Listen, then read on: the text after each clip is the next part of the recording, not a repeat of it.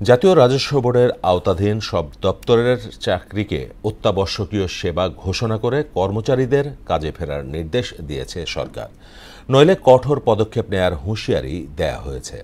সরকারের এমন বিবৃতিতে হতাশা প্রকাশ করেছেন এনবিআর সংস্কার ঐক্য পরিষদের মহাসচিব। রেজা খানের রিপোর্ট।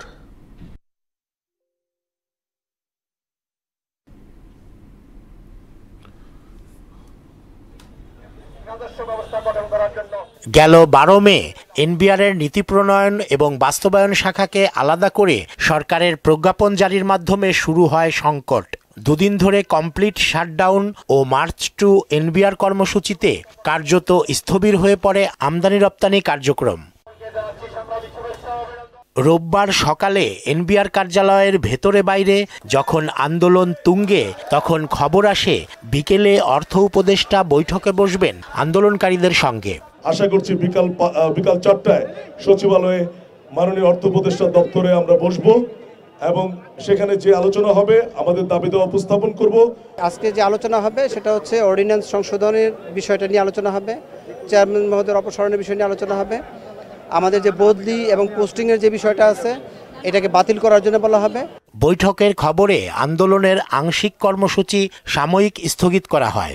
কর্মসূচি চলমান রয়েছে, আমরা আলোচনায় যাচ্ছি, এটা একটা ভালো দিক। আলোচনায় নিশ্চয়ই আমরা সমাধানের জন্যই যাচ্ছি। একটাই অনুরোধ, যাতে আমরা দেশের মানুষকে কষ্ট না দেই, দেশ যাতে আমাদের দ্বারা ক্ষতিগ্রস্ত না হয়। তবে উপদেষ্টা পরিষদের বৈঠকের পর জানা যায় এনবিআরের আন্দোলনকারীদের সঙ্গে অর্থ উপদেষ্টার কোনো বৈঠক হচ্ছে না। এ নিয়ে সরকারের পক্ষ থেকে গণমাধ্যমে বিবৃতি দেয়া হয়। এতে এনবিআরের সকল শ্রেণীর চাকরিকে অত্যাবশ্যকীয় সেবা ঘোষণা দিয়ে দ্রুত কাজে না ফিরলে কঠোর পদক্ষেপ নেওয়ার হুঁশিয়ারি দেয়া হয়। সরকারি বিবৃতির বিষয়ে মোহনা টেলিভিশনকে নিজেদের অবস্থান জানান এনবিআর সংস্কার ঐক্য পরিষদের মহাসচিব। সরকার তো আমাদেরকে চাই না, সরকার তো ভাবতেছে এই সরকার তো আসলে কোনো ম্যান্ডেট নিয়ে আসা সরকার না, তো এদের দেশ উচ্ছন্নে গেলে এদের কিছু যায় আসে না।